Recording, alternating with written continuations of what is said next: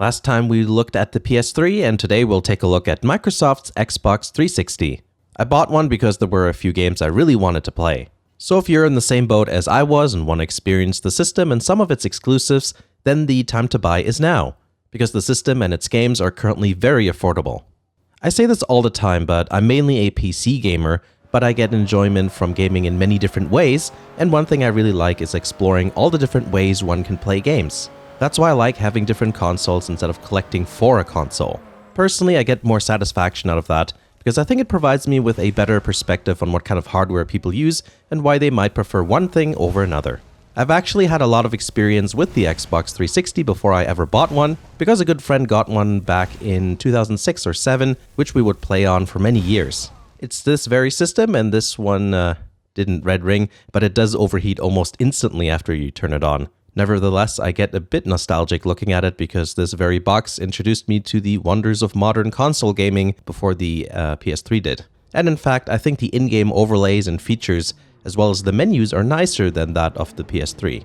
And yes, that includes the old Blade-style menu, as well as the current one. People always complain about the ads that are on it, but really, it's easy to know where you are, so it doesn't bother me. And I also like the controller. It uses regular batteries if it's wireless, and I think it has a great overall shape. The triggers are nice, but the D-pad is diabolical. What a turd. Most games don't make much use of it anyway, so no big deal. And of course, there's the games.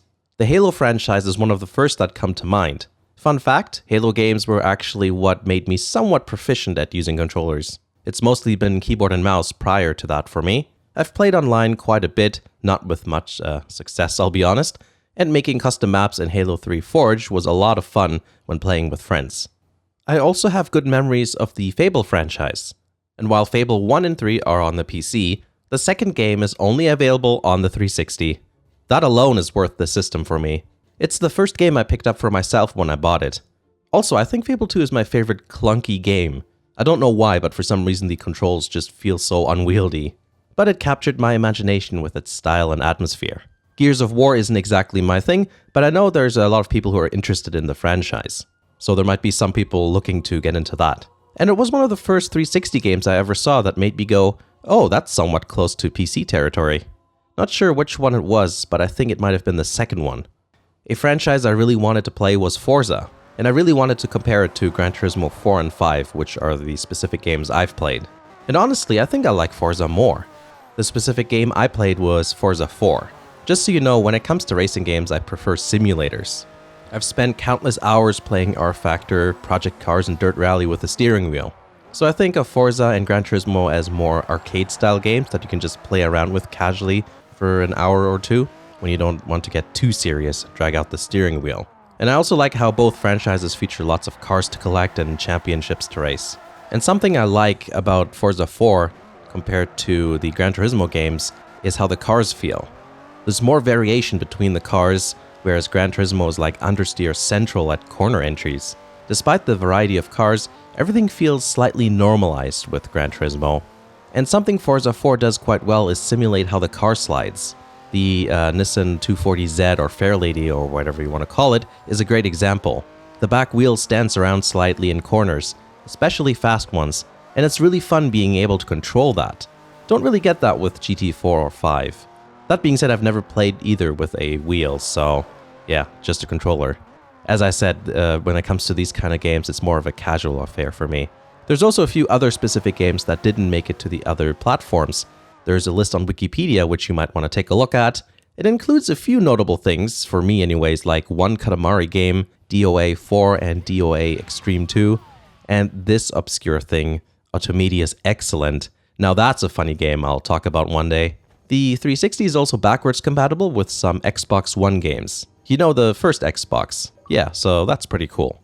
And when it comes to multi-platform releases, there are many that run or look better on the 360. I have a PC if I want performance, but not all games are available on the PC. Like Red Dead Redemption, for example.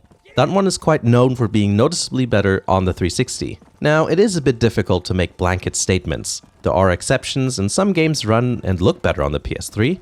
But it's worth bringing the topic up because for those who have both, might want to make sure they get the best version of the game they can get. The Xbox 360 has some notable accessories too, mainly the Kinect and the HD DVD add-on. Now, for a lot of people, those might not be all that useful, especially the HD DVD player, but they're interesting things to have in a collection. I think down the line, people will see them as curiosities of their era rather than failures. A bit like those NES accessories and those add-ons for the Sega Genesis. So let's say you want to get yourself an Xbox 360. Where to start? Well, I can tell you that early models should definitely be avoided. Everyone knows about the red ring of death. I'm sure there are some survivors that probably won't red ring, but why take the risk unless you really want one of them? It's safer to go with either the 360S or E. Not only are they less loud, but they're more reliable. They don't have memory card slots, but I don't really see that as being a problem. Just so you know, the S model has optical out, and E doesn't. So depending on what you do with your sound system, you may or may not want to know about that. They're plentiful and easy to find in pawn shops, eBay, or whatever place you can get used consoles at. Prices aren't different to the PS3 from what I can see.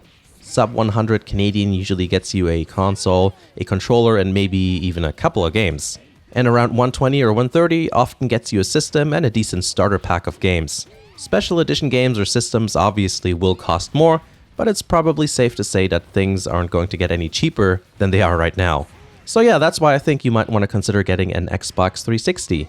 Whether you're interested in getting one, have one, or have had one, let me know in the comments what your experiences are with the 360. It's interesting to see everybody's angle on the system. And a lot of times, people even share cool stories about their gaming experiences, which is always a fun read. Remember to like the video if you did, subscribe for more videos like this and others that are quite different. Check out Patreon if you want to help out the channel. The second channel also has a few things you might be interested in too. And everything else is listed in the description or on the screen. Thanks for watching, and I'll see you again in the next video.